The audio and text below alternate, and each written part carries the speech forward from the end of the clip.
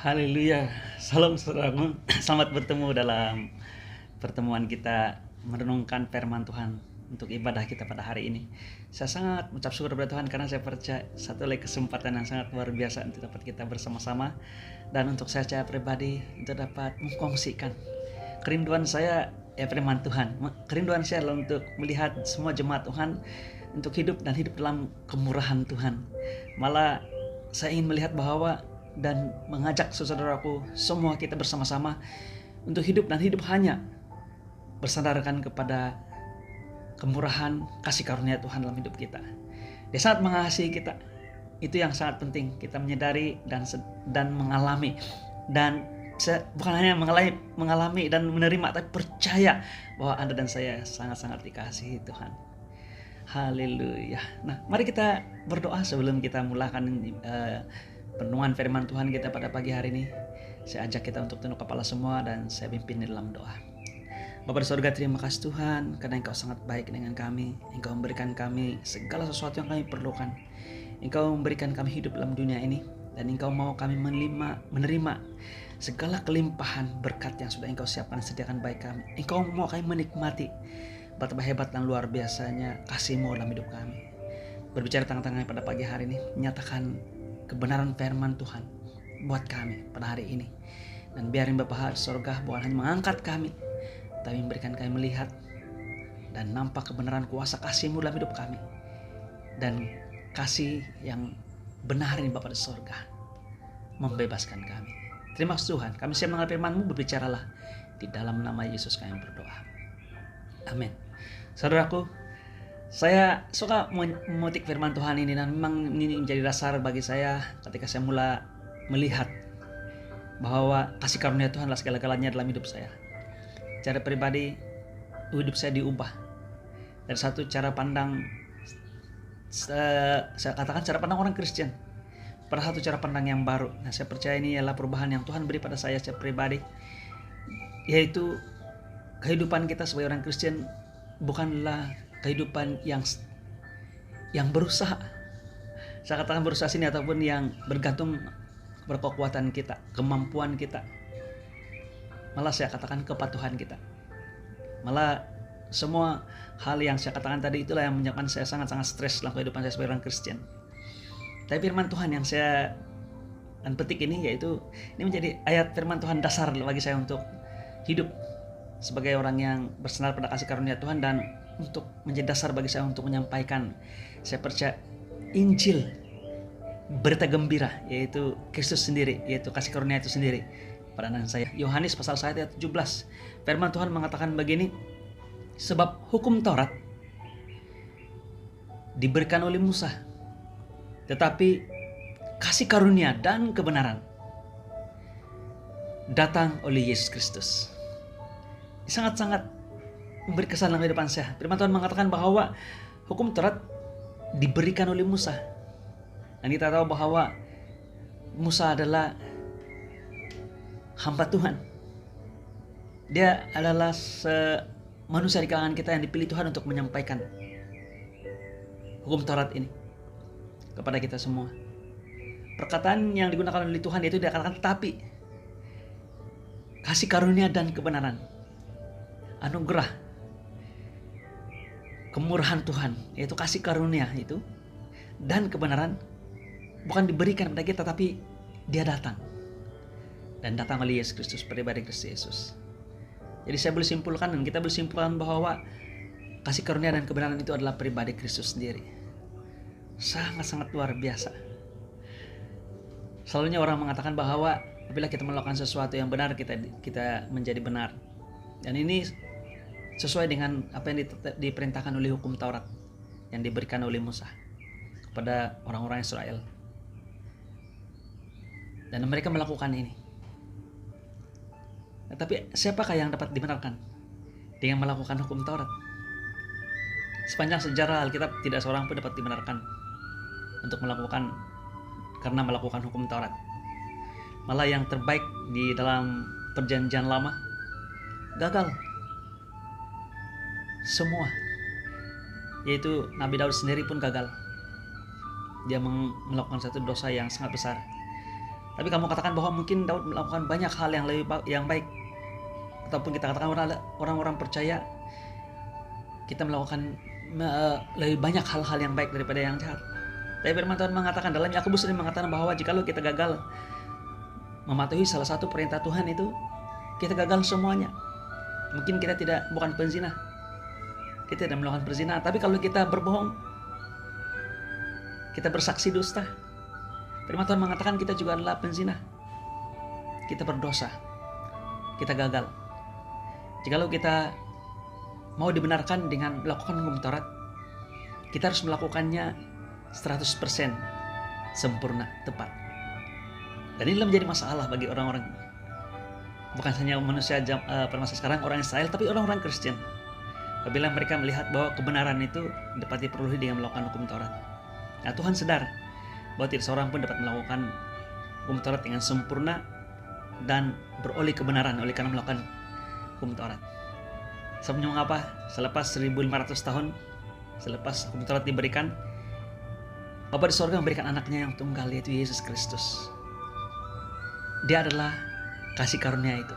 Dan sangat luar biasa dalam firman Tuhan ini, dalam Yohanes pasal 1 ayat 17 ini mengatakan bahwa kasih karunia dan kebenaran itu di pihak Yesus Kristus, yaitu yang datang dalam pribadi Yesus. Saudaraku, kebenaran yang kita miliki sekarang sebagai orang Kristen bukan karena kita melakukan hal-hal yang benar. Nah, saya tidak katakan bahwa kita tidak perlu melakukan hal-hal yang benar dalam tingkah laku kita, tindakan kita, tidak. Tapi kita percaya dan menerima hakikat ini. Tuhan telah meletakkan satu perjanjian yang baru. Bukan perjanjian lama. Perjanjian lama berdasarkan hukum Taurat. Melakukan hukum Taurat diberkati. Gagal melakukan hukum Taurat dikutuk, menerima kutuk. Perjanjian baru adalah apabila kita, this is the only one, satunya perkara yang kita buat yang betul, yaitu percaya pada Yesus Kristus. Bila kita percaya pada Yesus Kristus, kita menerima anugerah kebenaran tersebut, yaitu berbunyi seperti ini. Sebab jika oleh dosa satu orang, yaitu Adam, dia berdosa satu orang, dia telah berdosa, maut telah berkuasa oleh satu orang itu. Jadi maut berkuasa oleh karena satu orang berdosa. Maka lebih benar lagi, dia katakan ini lebih benar lagi, atau lebih powerful lagi mereka yang telah menerima kelimpahan kasih karunia dan anugerah kebenaran, yaitu menerima kelimpahan kasih karunia dan anugerah kebenaran. Haleluya. Akan hidup dan berkuasa oleh karena satu orang itu, yaitu Yesus Kristus. Bila kita menerima, kita percaya pada Yesus Kristus, kita menerima kelimpahan kasih karunia dan anugerah kebenaran. Dalam ayat 18 saya katakan sebab sama seperti satu orang, satu pelanggaran, semua orang beroleh penghukuman. Siapa yang membuat pelanggaran? Yaitu Adam. Ketika jatuh dalam dosa, melanggar perintah Tuhan untuk tidak makan buah pengetahuan yang baik dan yang jahat itu. Oleh karena dosa satu orang ini, firman Tuhan mengatakan semua orang beroleh penghukuman. Demikian pula satu perbuatan. Siapa ini? Perbuatan kebenaran, yaitu Yesus Kristus. Tidak seorang pun kita dapat melakukan kebenaran, hanya satu orang pribadi, yaitu Yesus Kristus. Dia katakan perbuatan kebenaran, semua orang beroleh pembenaran untuk hidup. Dan yang ke-19 lebih jelas dia katakan begini. Jadi sama seperti oleh ketidaktaatan satu orang. Siapa yang tidak taat? Adam yang pertama. Demikian pula oleh ketaatan satu orang. Siapa yang satu orang ini? Adam yang kedua, yaitu Yesus Kristus. Dia katakan semua orang menjadi orang benar. Jadi pertanyaan saya, bagaimana kita dibenarkan dalam perjanjian baru ini? Bagaimana kita dibenarkan? Adakah karena kita melakukan hukum Taurat? Adakah karena kita menjaga tingkah laku kita? Kita melakukan segala sesuatu yang benar, maka kita dibenarkan? Tidak. Firman Tuhan mengatakan semua orang telah berdosa dan kehilangan kemuliaan Tuhan. Kita semua adalah orang berdosa. Tapi saya yang beritahu kita menjadi orang berdosa bukan karena kita melakukan dosa. Kita menjadi orang berdosa oleh karena satu orang telah berbuat dosa. Ini yang telah dinyatakan oleh Alkitab. Kita tidak boleh nafikan ini. Kita tidak boleh mempersoalkan hal ini. Karena firman Tuhan mengatakan oleh satu orang berdosa, semua orang telah jatuh dalam dosa. Jadi Anda dan saya, atau manusia di luar sana berdosa, menjadi orang berdosa, bukan karena mereka melakukan dosa, tapi karena dosa satu orang, yaitu Adam. Demikian pula, ini yang lebih saya suka menyatakan, menegaskan, lebih benar lagi, Mereka yang menerima kelimpahan kasih karunia dan anugerah kebenaran akan hidup berkuasa. Firman Tuhan mengatakan oleh karena satu orang ini, Anda dan saya menerima kelimpahan kasih karunia dan kebenaran yang diberikan sebagai anugerah pada kita. Anugerah kita paham bahwa ini merupakan satu yang diberikan pada Anda dan saya, walaupun Anda dan saya tidak layak. Tidak layak. Tapi Yesus memberikan itu pada Anda dan saya. Jadi saya mau tanya pertanyaan saya, bagaimana Anda dan saya menjadi benar? Sama seperti pertanyaan tadi, bagaimana manusia menjadi berdosa? Yaitu dengan menerima anugerah kebenaran daripada Tuhan Yesus Kristus. Oleh karena satu orang ini. Yang saya boleh simpulkan bahwa pribadi kita, saya mau kita lihat ini identiti kita sebagai orang Kristen. Kita bukan kita lagi. Yang hidup dalam kita adalah Yesus Kristus. Malah ketika Anda dan saya percaya pada Yesus, Bapa di sorga melihat Anda bukan sebagai Anda dengan segala kelemahan, keterbatasan, atau mungkin Anda baik tapi tidak baik sempurna, ataupun Anda sering kali gagal. Tapi Tuhan tidak melihat Anda untuk menghakimi semada Anda benar atau tidak benar. Tapi Bapa di sorga melihat pribadi yang ada dalam Anda, yaitu pribadi Kristus Yesus. Haleluya. Dan dia melihat hanya satu hal saja, itu kemuliaan, kebenaran. Oh, haleluya, kasih karunia, kemurahan yang luar biasa. Ini adalah pribadi kita. Saudaraku, inilah yang dasar bagi kita sebagai orang percaya untuk mau hidup sebagai orang-orang Kristen pada waktu sekarang ini. Saya mau Anda dan kita semua memahami bahwa kita hidup dalam dunia yang jatuh. Firman Tuhan mengatakan ketika Adam jatuh dalam dosa, seluruh dunia jatuh dalam dosa ataupun jatuh dalam kutuk dosa. Sebelum ini tumbuh-tumbuhan yang perlu tumbuh dan memberikan makanan kepada Adam dan Hawa itu tumbuh secara semula jadi. Sehingga mereka hanya menjaga dan memetik, mengambil berkat itu saja. Tapi firman Tuhan mengatakan dengan peluhmu, karena tanah sudah dikutuk, dengan peluhmu, hanya dengan cara itu berpeluh Anda akan mendapat makanan Anda. Semua dalam dunia ini sudah dikutuk. Malah apa yang berlaku dalam dunia sekarang ini, situasi sekarang ini, apa yang terjadi dalam situasi semasa sekarang ini, gempa bumi yang semakin menjadi-jadi. Baru-baru ini berlaku 6.0 di California, kemudian di kawasan Nevada, di California 6.1, kemudian di Nevada sesuatu kawasan yang berhampiran dengan gurun itu mengalami kegoncangan ataupun gempa bumi 6.0. Di beberapa tempat berlaku letusan gunung berapi. Sebelum ini berlaku tsunami yang berlaku di Indonesia yang paling terkini sekali, dan banyak tempat yang lain. Dan yang paling terkini adalah kita dilanda dengan penyakit, wabak penyakit. Saudaraku, ini semua berlaku oleh karena dunia jatuh dalam kutuk dosa oleh karena Adam. Anda dan saya, Tuhan mengkhususkan kita untuk hidup berbeza dengan dunia dan orang sekeliling kita ini. Dan saya membawa pada jemaat semua untuk melihat bahwa untuk kita mengalami hidup, malah saya gunakan perkataan ini yang dia gunakan dalam 1 Yohanes, Yohanes pasal 10 ayat 10, yaitu firman Tuhan mengatakan, pencuri datang untuk mencuri, membinasakan, membunuh dan membinasakan. Tapi aku datang untuk memberikan hidup dan hidup yang penuh berkelimpahan. Nah, kita beli tafsir berkelimpahan itu maksudnya kita hidup di atas norma apa yang berlaku dalam dunia ini sekarang ini. Kita hidup dalam penuh kemurahan Tuhan. Nah, apa yang saya mau bawa pada kita pada hari ini adalah jemaat Tuhan semua, bahwa inilah satu-satunya cara bagaimana kita hidup dalam dunia sekarang ini, yaitu melalui kemurahan Tuhan. Melalui kemurahan Tuhan. Dalam firman Tuhan yang terdapat di dalam Matius pasal yang ke-11 ayat yang ke-28, firman Tuhan mengatakan begini, marilah kepadaku semua yang letih lesu dan berbeban berat, aku akan berikan kelegaan kepadamu. Saudaraku, Tuhan mau memberikan kelegaan kepada kita semua dalam hidup kita sekarang ini. Malah nampak nyata dalam dunia sekarang ini, hidup dalam penuh kesukaran, yang menimbulkan tekanan yang luar biasa pada kehidupan manusia.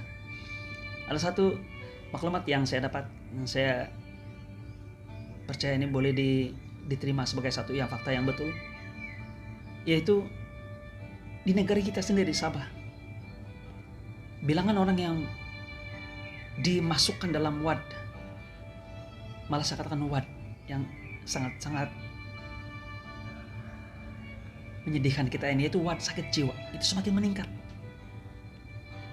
Dan kebanyakan mereka yang masuk dalam ward ini adalah mereka yang di kalangan, kebanyakan mereka adalah orang-orang yang merupakan ahli-ahli perniagaan, businessman, yang mengalami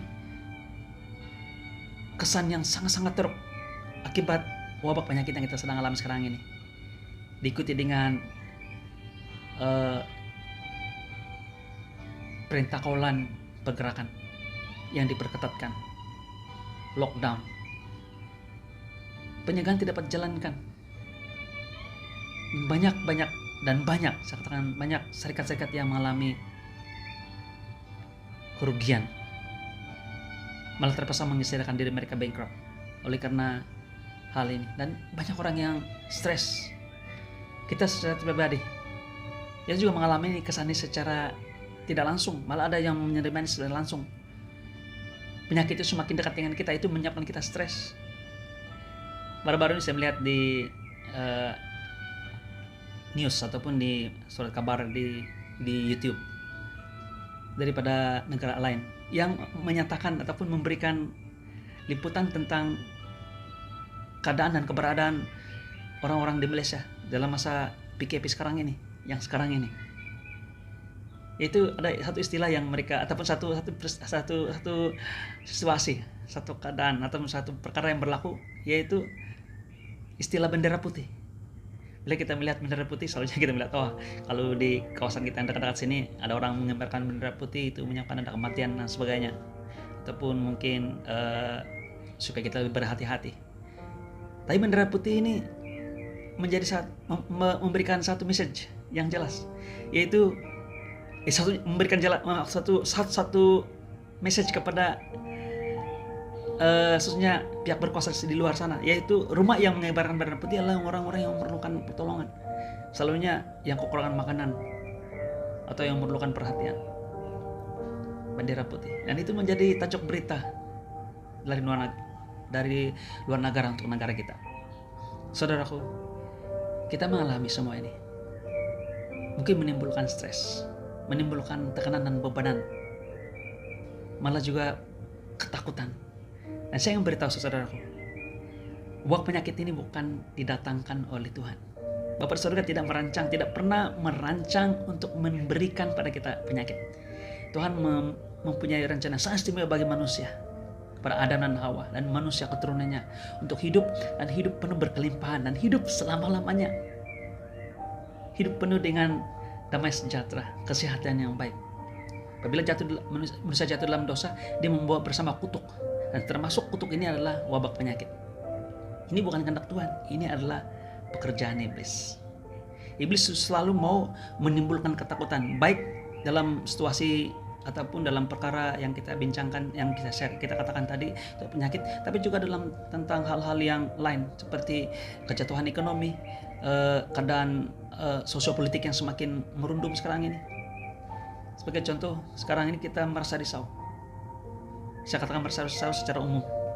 Banyak orang susah hati karena negara-negara di Timur Tengah, khususnya di Syria, di Lebanon, di Irak, malah di Afghanistan, mengalami kekacauan yang luar biasa.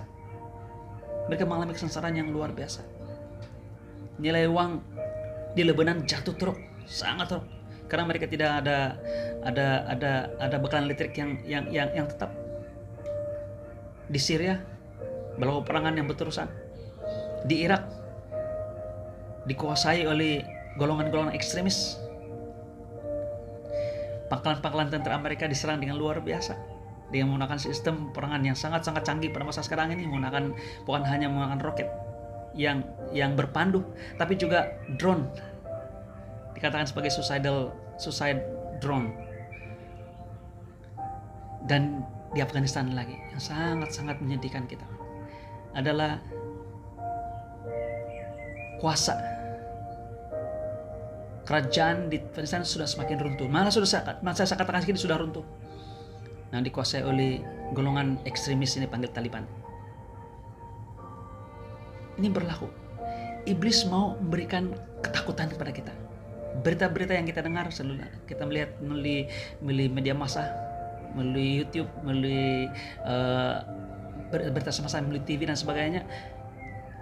Inilah rencana iblis untuk menakutkan kita. Karena firman Tuhan mengatakan ketakutan itu adalah bertentangan dengan iman. Kalau kita takut, kita tidak memiliki iman. Dan sebaliknya, kalau kita memiliki iman, sebenarnya kita tidak takut. Iblis mau menimbulkan ini. Karena iblis tahu bahwa iman pada Yesus Kristus, percaya pada Yesus Kristus itu adalah satu yang luar biasa. Boleh mengalahkan kejahatan. Boleh membuat kita hidup. Dan hidup mengalahkan segala sesuatu yang ada dalam dunia sekarang ini. Jalan keluar bagi kita untuk menghadapi hidup dan melalui hidup ini yang penuh berkelimpahan. Saudaraku, Tuhan mengatakan kepada kita pada hari ini, marilah kepadaku, mereka yang letih lesu dan yang beban berat, aku akan berikan kelegaan kepada kamu. Saya mau bagi istilah apa yang saya mau sampaikan pada pagi hari ini, yaitu hidup yang berserah atau hidup yang let go life. Kita melepaskan itu kepada Tuhan. Nah, banyak orang mengatakan bahwa kalau kita tidak melakukan sesuatu ataupun kita tidak risau tentang hal sesuatu, kita tidak menunjukkan yang kita ini prihatin. Sebenarnya ini adalah ide manusia, iblis. Bila kita tidak bagi perhatian kepada keperluan harian, tidak beri perhatian kepada ataupun menumpukan kepada hal-hal yang perlu kita laksanakan dan yang perlu kita selesaikan ataupun perlu kita hadapi, kita katakan bahwa kita orang tidak bertanggung jawab. Apalagi itu merujuk kepada ketua keluarga, orang yang lebih dewasa, orang yang mempunyai tanggung jawab dan sebagainya. Saudaraku, firman Tuhan mengajar kita untuk melakukan hal yang sangat-sangat bertentangan dengan apa yang dunia ajarkan kepada kita. Yaitu sebaliknya apa? Yaitu melepaskan. Malah terbaik yang dapat kita lakukan sebagai orang Kristen ialah to let it go. Menyerahkannya kepada Tuhan Yesus Kristus. Menyerahkannya kepada Bapa di sorga. Segala problem, segala masalah. Bila begitu kita dengar bahwa ada ancaman, ada hal yang perlu kita selesaikan. Mungkin permintaan ataupun demand ini daripada orang atasan kita sebagai orang-orang yang bekerja, yang mempunyai majikan. Mungkin juga permintaan ataupun kehendak atau demand daripada ahli keluarga kita ataupun diri kita sendiri. Kita pun ada demand kadang-kadang. Kita ada, orang mengatakan KPI, kita ada standar dan sebagainya. Tuhan mengatakan yang terbaik yang kita boleh berikan ialah berserah pada Tuhan. Datang kepada Tuhan, katakan, marilah kepadaku semua yang letih lesu dan beban berat. Tuhan mau kita datang kepada Dia. Malah dalam firman Tuhan dalam Matius pasal 6, kita sudah belajar ini bagaimana Tuhan mengajar pada kita, Bapa di sorga mengajar pada kita tentang hal kekhawatiran. Dia katakan, aku berkata kepadamu, janganlah khawatir akan hidupmu, apa yang akan hendak kamu makan atau minum, dan janganlah khawatir pula akan tubuhmu, akan apa yang hendak kamu pakai. Bukankah hidup itu lebih penting daripada makanan dan tubuh itu lebih penting daripada pakaian? Tuhan mau kita jangan khawatir. Dia katakan di sini, siapakah di antara kamu yang karena kekhawatirannya dapat menambah sehasta saja pada jalan hidupnya? Manusia mengajar bahwa bila kita khawatir, kita akan lebih aktif, kita akan lebih determined, kita mempunyai arah tuju dan sebagainya. Firman Tuhan mengatakan, bagaimana kekhawatiran ini boleh membantu Anda? Dia katakan boleh menambah sehasta daripada jalan hidupnya. Tidak. Apa yang Tuhan mau memberikan kepada Anda dan saya, Dia katakan sini ialah, tetapi carilah dahulu kerajaan Allah dan kebenarannya, maka semua itu akan ditambahkan kepadamu. Dia katakan, firman Tuhan mengatakan yang perlu kita buat ialah cari dulu kerajaan Allah dan kebenarannya, kebenaran Tuhan. Nah, saya sudah katakan awal-awal tadi bahwa kebenaran kita bukanlah kebenaran yang kita lakukan, yang kita usahakan. Kebenaran kita adalah oleh karena anugerah, oleh karena menerima kelimpahan kasih karunia, atau lebih tepat lagi oleh karena kita percaya berdasarkan iman kepada apa yang Yesus lakukan dan sempurna di kayu salib untuk Anda dan saya. Percaya pada Yesus Kristus. Ini adalah mencari kerajaan Allah. Carilah dulu kerajaan Allah dan kebenarannya. Maka firman Tuhan mengatakan yang semua yang itu, makan, minum, dan pakaian, tempat tinggal kita, itu akan disediakan bagi Tuhan untuk kita. Nah, saya percaya ini berbicara tentang kesehatan kita, berbicara tentang perlindungan kita dari ancaman segala sesuatu yang berlaku di luar sana. Tuhan mau kita berharap pada kemurahan-Nya. Nah, selalu saya ingatkan ini, malah saya ingatkan diri saya, karena orang mengatakan begini, jadi penentua tidak perlu buat apa-apa. Saya katakan, kalau dulu saya katakan, wah bagus, jangan buat apa-apa. Tidak, bukan begitu. Tapi saya katakan permulaan yang baik. Bila kita fokus, bila kita mula melihat dengan cara yang betul, bahwa kita dapat atasi segala sesuatu. Seperti dalam Filipi, firman Tuhan mengatakan bahwa aku dapat melakukan segala sesuatu melalui Tuhan yang beri kekuatan kepadaku. Bukan kekuatan kita, tapi melalui kekuatan Tuhan. Malah Paulus mengajar bahwa kerjakanlah keselamatan. Mengerjakan keselamatan ialah kita miliki keselamatan tersebut. Kita miliki Yesus. Apabila kita miliki Yesus, sekali karena kita percaya pada Yesus Kristus, kita miliki, kita tahu identiti kita, siapa kita. Kita adalah orang benar. Haleluya. Setelah mendahului apa yang saya mau katakan, tapi tidak apa. Kita adalah orang benar. Kita percaya yang benar. Kita percaya, dan saya katakan hanya percaya. Kita tidak akan sadar, tanpa sadar, bahwa kita melakukan hal-hal yang luar biasa. Karena itu akan menjadi buah-buah roh dalam kehidupan kita. Itu akan memimpin kita untuk bertindak. Bukan didorong oleh karena stres, ketakutan dan sebagainya, tidak. Tapi didorong oleh karena Yesus, Roh Kudus dalam diri kita, yang kita percaya siapa diri kita. Itu mencari kerajaan Allah dan kebenarannya. Nah, saya ingin beritahu ini sangat jelas. Firman Tuhan mengatakan, Paulus mengatakan,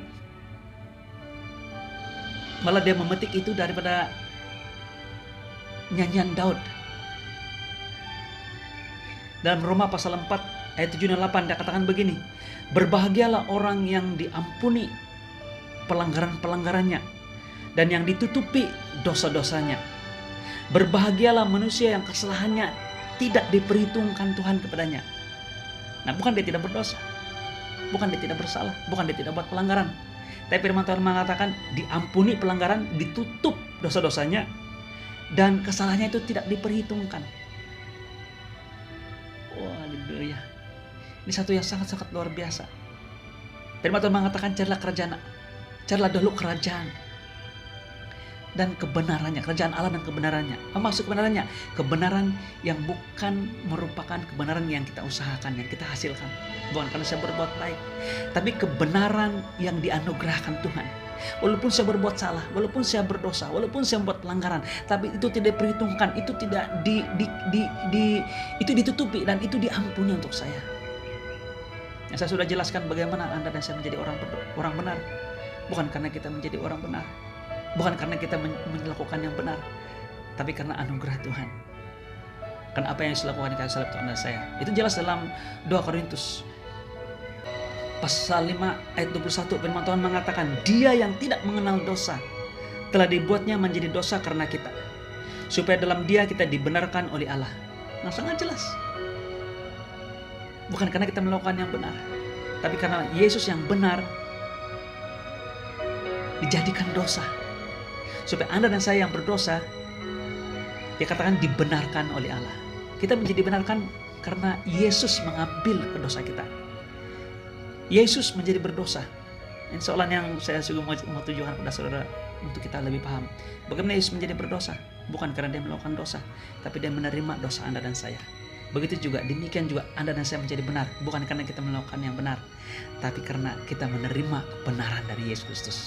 Kita dibenarkan oleh Allah. Ini divine pertukaran yang sangat-sangat luar biasa secara rohani dalam kehidupan kita, secara divine. Dan inilah Tuhan katakan, cari dahulu kerajaan Allah dan kebenarannya, yang lain semua ditambahkan kepada Anda dan saya. Dan sangat luar biasa kalau kita lihat di dalam Roma pasal 4 ayat 7 dan 8 itu, perkataan berbahagia ini dalam bahasa Inggris adalah perkataan diberkati. Dia katakan begini, saying, blessed are they whose iniquities are forgiven and whose sins are covered. Blessed is the man to whom the Lord will not impute sin. Dia katakan diberkati.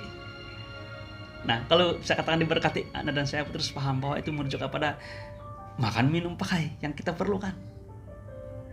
Inilah kebenaran yang Tuhan mau kita cari. Nah, saudaraku, saya mau tutup dengan firman Tuhan ini.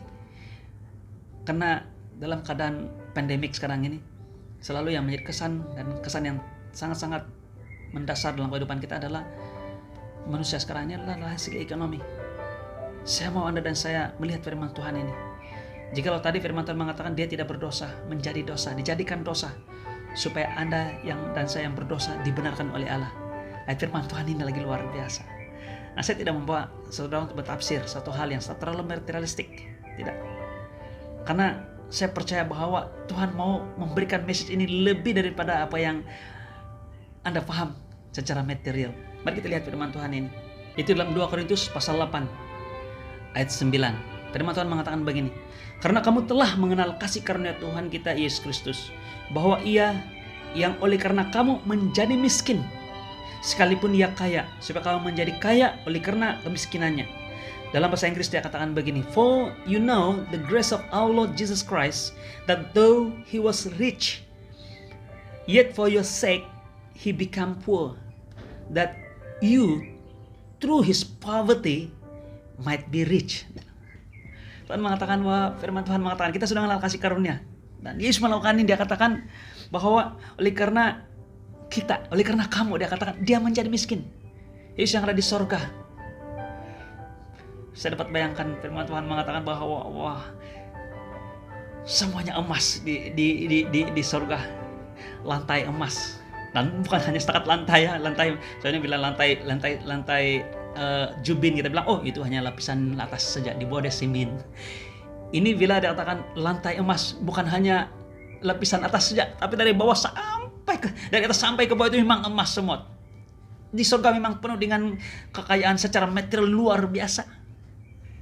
Yesus yang kaya, oleh karena Anda dan saya, dia menjadi miskin, supaya Anda dan saya yang miskin boleh menikmati kekayaan yang dia miliki. Ketika Yesus disalibkan, dia sangat dihina. Dalam banyak patung salib dan patung Yesus di atas salib, kita melihat bahwa masih ada satu kain linen yang menutupi bagian sulit tubuh Yesus, private part. Tapi saya ingin Anda dan kita semua tahu sebenarnya apa yang berlaku. Orang Rom tidak menyalibkan orang dengan berpakaian. Mereka menghukum orang dalam keadaan telanjang yang sangat-sangat, bukan hanya untuk menghukum, tapi untuk menghina orang yang dihukum ini. Yesus menjadi miskin sehingga satu benang pun tidak ada dalam pakaian dia, dalam badan dia. Mengapa dalam Matius tadi katakan, bagaimana kamu sangat risau tentang pakaian? Salomo pun tidak berpakaian seindah bunga bakung di ladang. Saudaraku, Yesus menjadi sangat miskin supaya Anda dan saya sangat-sangat kaya, didandani yang luar biasa. Bila kamu mungkin mengatakan, saya sudah melihat badan saya, pakaian saya tidak sehebat ini. Saudaraku, percayalah, firman Tuhan mengatakan, carilah dahulu kerajaan Allah dan kebenarannya, bukan kebenaran Anda. Rahasianya ialah melihat dan mencari dan fokus kepada kasih karunia Tuhan, bukan pada hukum Taurat. Hukum Taurat adalah demand oriented. Kamu dibenarkan jikalau kamu dapat melakukan hukum Taurat. Tapi Tuhan mau kita fokus kepada kasih karunia, karena orientasi kasih karunia adalah memberi, supply, memberi pada Anda. Hukum Taurat tidak dapat memberikan kita kebenaran. Dia hanya dapat memberikan kita penghukuman. Tapi kasih karunia datang oleh pribadi Kristus Yesus, mati di kayu salib, untuk Anda dan saya, dan memberikan kepada Anda dan saya kebenaran yang kita tidak layak terima. Malah firman Tuhan yang kita lihat, Dia katakan Dia memberikan kita kekayaan. Oleh karena kemiskinannya, Dia kaya, Dia menjadi miskin. Kita miskin menjadi kaya oleh karena kemiskinan Tuhan. Ini sangat luar biasa. Inilah message firman Tuhan yang saya sampaikan pada pagi hari ini. Mungkin kamu katakan bahwa kenapa penatua sangat materialistik mengatakan tentang hal-hal ini. Bukan banyak orang-orang Kristen hidup dalam keadaan yang sederhana. Saudaraku, Anda melihat dalam fokus mata manusia. Kekayaan yang kita miliki ini lebih luar biasa. Saya pernah berada di berkhotbah di jemaat Tuhan. Saya angkat satu koin 10 sen di tangan saya. Tidak ada koin sekarang. Saya pegang 10 sen. Saya katakan, bolehkah Bapa di sorga menggunakan duit sepeser ini ataupun sekeping 10 sen ini untuk kita mengembara mengelilingi dunia? Bolehkah? Untuk anak saya memang tidak boleh. Tapi malah bukan 10 sen, malah tidak ada duit langsung. Tuhan boleh membawa kita keluar daripada, boleh membawa kita berpindah ke tempat lain. Filipus mengalami ini. Selepas dia membaptis seorang businessman yang daripada Ethiopia, dia muncul secara tiba-tiba. Ketika orang Ethiopia sedang membaca firman Tuhan, Roh Kudus membawa Filipus bertemu dengan orang ini, muncul tiba-tiba depan dia. Dan kesempatan Filipus memberitahu dia tentang Yesus Kristus, karena orang ini membaca firman Tuhan di Perjanjian Lama tentang Yesus. Filipus menjelaskan itu, dan dia katakan, bolehkah kalau ada air saya dibaptis? Tidak ada halangan, kamu dibaptis. Dan ketika mereka satu tempat yang mempunyai air, saya percaya itu di Oasis, dia dibaptis. Dan begitu mereka berdua keluar dari air, Filipus hilang dan dibawa oleh Roh Kudus dengan luar biasa. Saudaraku, kekayaan kita bukan diukur dengan hal-hal material. Jikalau Anda perlukan 10 ringgit per hari ini, Tuhan supply Anda 20 ringgit. Saya tidak katakan 20 ringgit, tapi Tuhan mengatakan Dia akan memberikan kita dengan penuh kelimpahan. Tuhan tidak pernah tahu arti cukup. Tuhan memberikan kepada kita penuh dengan kelimpahan, berlimpah-limpah sehingga kita boleh memberikan kepada orang lain. Nah, jikalau pada satu hari lain kita perlukan 100.000, Tuhan akan memberikan itu kepada Anda dan saya. Nah, saya bicara tentang hal material. Jikalau pada hari ini Anda perlukan damai sejahtera, jikalau pada hari ini Anda perlu kesembuhan, jikalau pada hari ini Anda perlukan penghiburan, Tuhan sedia untuk menyediakan Anda. Karena kasih karunia adalah memberi dan memberi pada Anda. Jikalau Anda hidup melalui sistem hukum Taurat menuntut daripada Anda, sebelum Anda dapat diberkati, sebelum Anda dapat memiliki segala sesuatu, sebelum Anda dapat keluar daripada masalah Anda harus melakukan segala tuntutan hukum Taurat dari yang pertama sampai yang terakhir. Tapi kasih karunia memberi kepada Anda walaupun Anda gagal, walaupun Anda seorang yang penuh dengan pelanggaran, penuh dengan kekurangan. Tapi ketika Anda percaya pada Yesus Kristus, begitu Tuhan menyediakan segala sesuatu yang Anda perlukan, dan orang benar diberkati. Paulus mengatakan dalam bahasa Indonesia, dia katakan berbahagialah orang yang diampuni. Terjemahan yang betul King James Version mengatakan blessed be those, kepada mereka yang diampuni, yang dosanya ditutupi, yang pelanggarannya tidak diperhitungkan. Saudaraku, jikalau Anda bergantung pada hukum Taurat, kita berakhir dengan kegagalan. Karena firman Tuhan mengatakan tidak seorang pun yang benar. Semua orang telah melanggar hukum Tuhan. Semua orang. Mengapa perjanjian baru ini adalah perjanjian kasih karunia. Dan hanya Anda dan saya hanya dapat menerimanya dengan percaya. Saudaraku, lepaskan segala beban Anda. Jangan struggle. Berikan kepada Tuhan. Dan Tuhan selesaikan segala masalah Anda pada waktu dan masa Tuhan yang tepat. Haleluya. Mari kita berdoa. Bapa Surga, terima kasih Tuhan karena Engkau sangat baik dengan kami. Engkau memberikan kepada kami segala sesuatu yang ada padamu. Engkau mau kami memiliki segala sesuatu yang ada padamu. malah Engkau memberikan hidupmu kepada kami.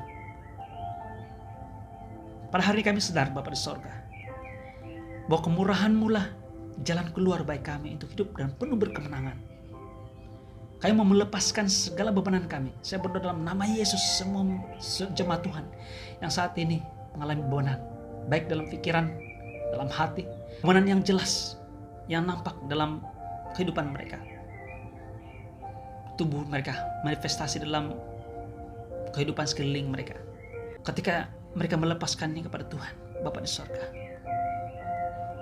kami percaya Bapa di sorga, Engkau akan memberikan kami kemurahan, malah memberikan kami segala sesuatu untuk mengatasi segala masalah dan problem kehidupan kami. Karena Engkau yang tidak berdosa menjadi dosa, supaya kami yang berdosa ini dibenarkan oleh Allah. Malah Engkau yang kaya, oleh karena kami menjadi miskin, supaya kami yang miskin menjadi kaya. Terima kasih Bapa di sorga. Saya berdoa dalam nama Yesus, walaupun hamba-Mu selesai sini, tapi Engkau terus berbicara pada hati dan pada setiap kami, memberikan pewahyuan bagi kami untuk percaya, paham, mengerti, dan menangkap firman Tuhan. Terima kasih Bapa di sorga. Di dalam nama Yesus kami berdoa. Amin. Haleluya. Saudaraku, sampai kita bertemu lagi. Tuhan memberkati kita, menyertai kita, kasih karunia-Nya, damai sejahteranya menyertai Anda dan saya, dari sekarang sampai Maranatha Tuhan datang. Amin.